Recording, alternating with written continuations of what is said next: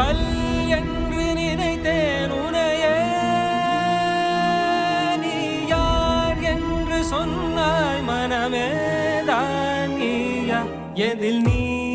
இருந்தாய்